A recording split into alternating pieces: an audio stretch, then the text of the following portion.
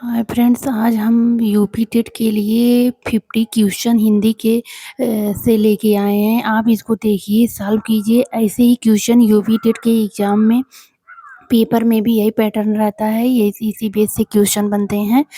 तो आप जितने ऑब्जेक्टिव क्वेश्चन इस टाइम कर पाइए उतना कीजिए, क्योंकि एग्ज़ाम बहुत ही करीब है। आप जितना मेहनत कर पाइए ऑब्जेक्टिव क्वेश्चन का, वो जितना टाइम दे पाइए आप उतना उसमें टाइम दीजिए और अपना 100% आप दीजिए। देखिए, आपका यूपी टेट एग्ज़ाम क्लियर ना हो, ये ऐसा हो ही नहीं सकता। ये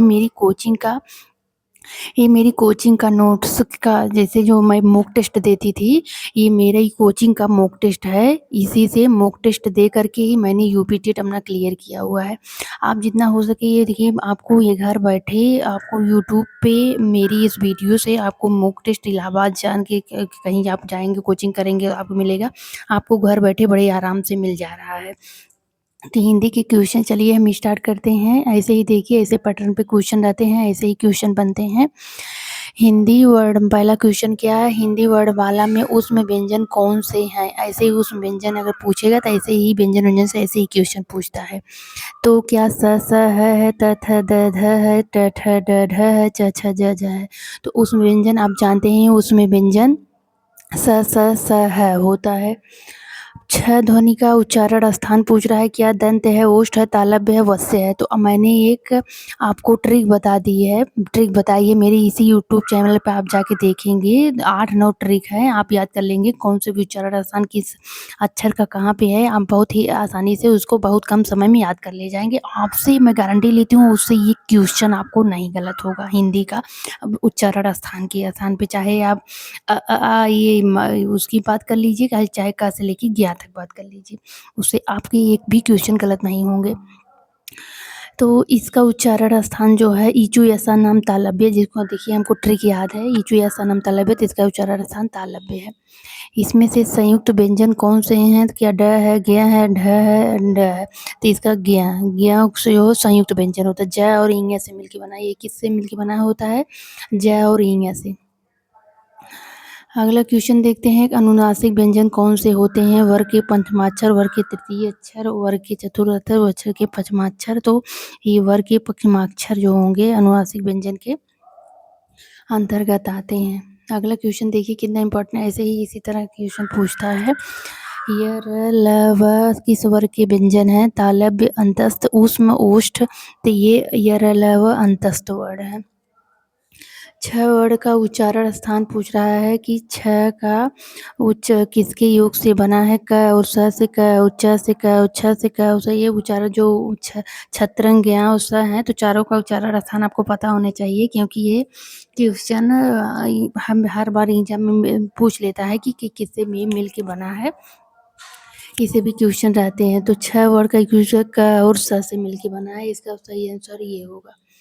अगला क्वेश्चन है 7वां, हिंदी भाषा का प्रारंभ कब से हुआ है? 1500 ईस्वी, 1200 ईस्वी पूर्व, 1000 ईस्वी पूर्व, 1800 ईस्वी पूर्व। तो इसका सही आंसर है 1000 ईस्वी पूर्व।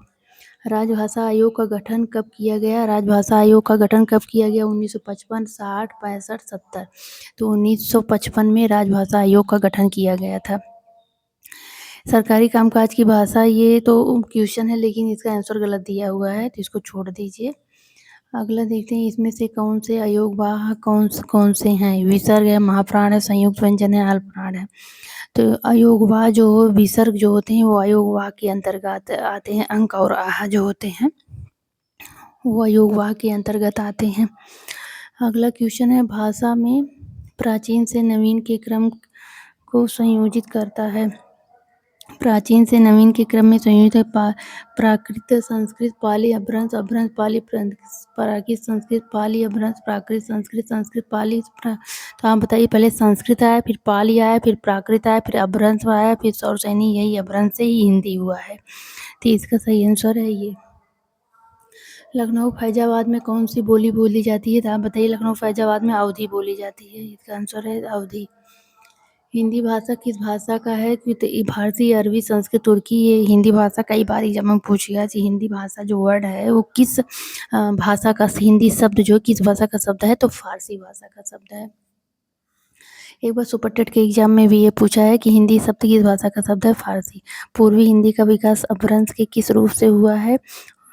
ये भी क्वेश्चन देखिए पूछा है, लेकिन इसका आंसर गलत प्रिंट हो गया है, जिसको छोड़ दिए। देवनागरी लिपि का विकास किस लिपि से हुआ है? ब्राह्मणी, रोमन, गुरुमुखी, खरोष्ठी। तो ब्राह्मणी लिपि होगा। चलते हैं अगले क्वेश्चन की तरफ। भाषा का प्राचीनतम वेद किस रूप में मिलता है? अथर्ववेद, सामवेद, ऋग्वेद, यजुर्वेद। तो ऋग्वेद में। बस भारत संविधान के भारत की राजभाषा किसे घोषित किया गया है? तो ये हिंदी को घोषित किया गया है। अगला, हिंदी के अंतर्गत कितने उपभाषा वर्ग हैं? 8, 5।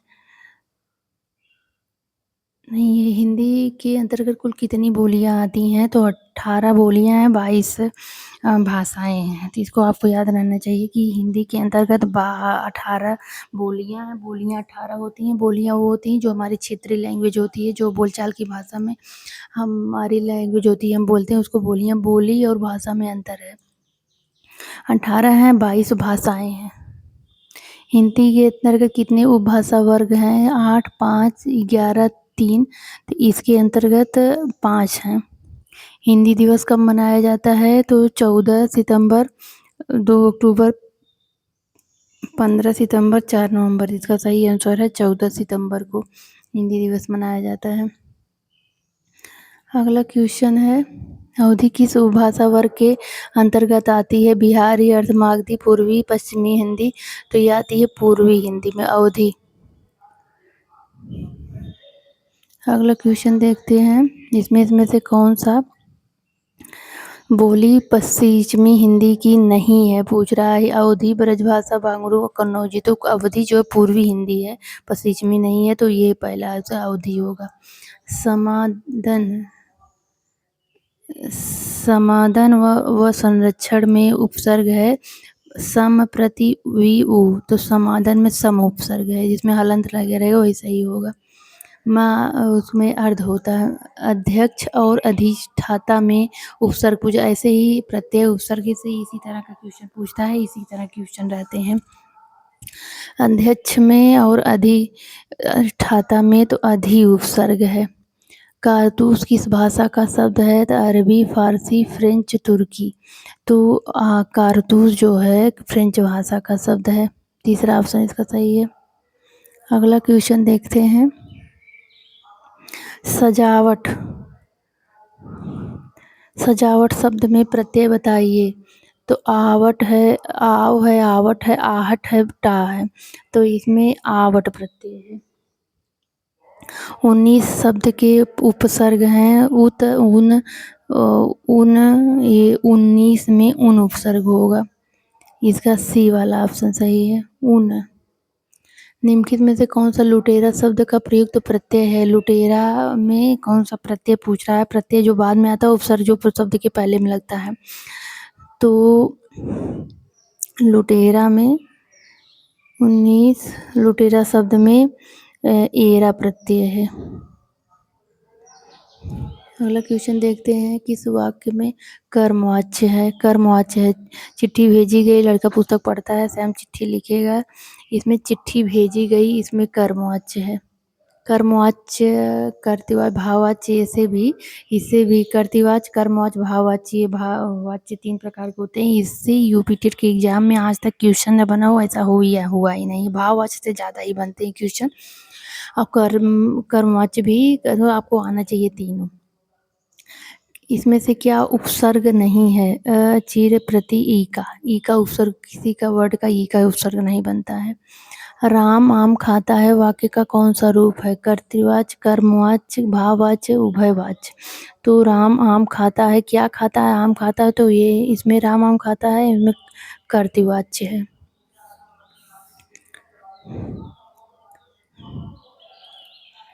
क्वेश्चन देखते हैं, गरजते घन घन घन घन घन में अलंकार है। रूपक, श्लेष, उपमा, अनुप्रास। जो एक भी वर्ड कई बार आवे तो वहाँ पे अनुप्रास अलंकार होता है। जैसे तरन, तरुजा, तट, समाल, तरुवर, बहुचाहे। त कई बार आया है।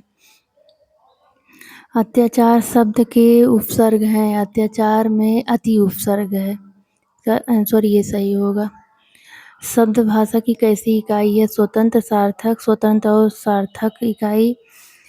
तो शब्द भाषा की सार्थक इकाई है। कौन सा शब्द अरबी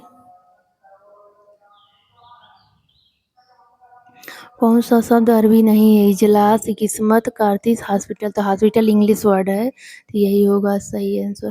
नायक शब्द का स्त्रीलिंग है। नायक का शब्द का स्त्रीलिंग क्या होगा? नायक का नायिका होगा। इसका सही आंसर ये होगा। राम की गाय चरती है वाक्य में कौन सा कारक है?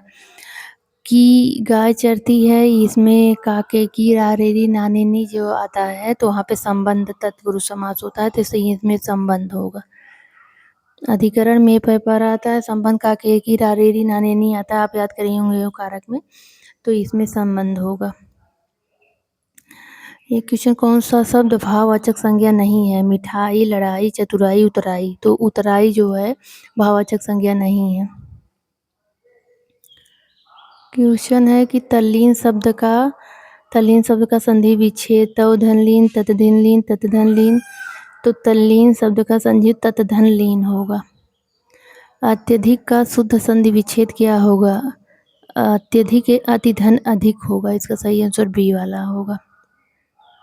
इति धन आदि इत्यादि में कौन सा समास है? जब जो यह और इति धन आदि, इसमें कौन सा समास होगा? यड़ संधि होगी इसमें। उच्चारण का सही संधि विच्छेद कीजिए। उच्चारण बहुत बार पूछा गया है एग्जाम में। सच्चिदानंद पूछा गया, उच्चारण पूछा गया, सदैव पूछा गया। यूपीटेट के एग्जाम में यही सब जो बोलचाल की भाषा में रहते हैं वही से एग्जाम में पूछता है। तो उतधन चारण होगा, ता पे झालंस लगे वही सही होगा। उतधन चारण होगा। गुरुदेव शब्द में समास है, तो गुरुदेव शब्द में कर्मधारय समास है। महाजन शब्द में समास है, तो महाजन जो महान है में से, इसमें महान है जो महानता बता रही है, एक विशेष है, एक विशेषण है, तो यहाँ पे कर्मधारय समास है, यहाँ महाजन में भी गुरुदेव में भी। और निम्नलिखित में से कौन सा शब्द गौ का अर्थ नहीं है? तो गौ का अर्थ गाय, नदी, इंद्रिय, ये गज नहीं है। निम्नलिखित में से कौन सा शब्द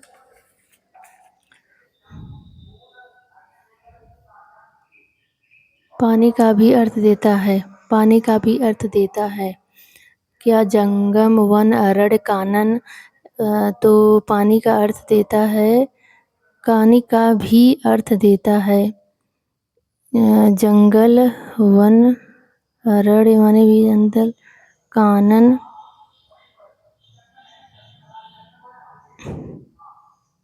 ये क्वेश्चन नहीं समझ में आ रहा है क्या? पानी का भी अर्थ देता है, ये भी मिस प्रिंट हुआ है। यथाशक्ति में समास पूछ रहा है, कौन सा समास है? तो शक्ति, यथाशक्ति यानी शक्ति के अनुसार। इसमें अव्ययी भाव समास है। देशभक्ति, देश के लिए भक्ति, तत्पुरुष समास है। निम्नलिखित में द्विगु समास का उदाहरण है? तो द्विगु समास का उदाहरण का क्या है? त्रिभुवन है, एक दंत है, तिरंगा है, दशानन है। तो द्विगु समास का उदाहरण है त्रिभुवन, जिसमें संख्यावाची आए, इसमें द्विगु समास होता है। तो त्रिभुवन तीन भुजाओं वाला, जो तीन, जिसमें तीन भवन हो, उसको त्रिभुवन कहेंगे। ये 50 क्वेश्चन थे। अगली वीडियो में 50 क्वेश्चन और हैं, हम हिंदी के करवाएंगे। आप देखिए, क्वेश्चन सॉल्व कीजिए।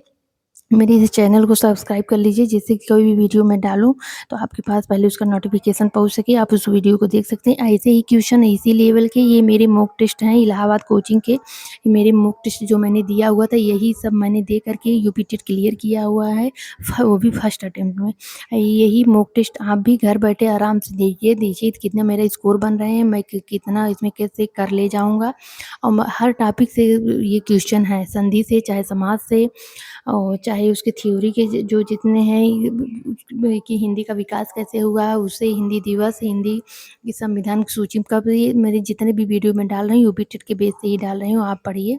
और जो आपके सहपाठी हों उनके भी मेरा ये वीडियो सेंड कीजिए, ताकि उनके पास भी ये वीडियो पहुँच सके, और उनकी सफलता में भी अगर ये मेरा वीडियो कारगर साबित हो, तो मैं अपने आप को सौभाग्यशाली समझूंगी। और मेरे इस चैनल को सब्सक्राइब कर लीजिए।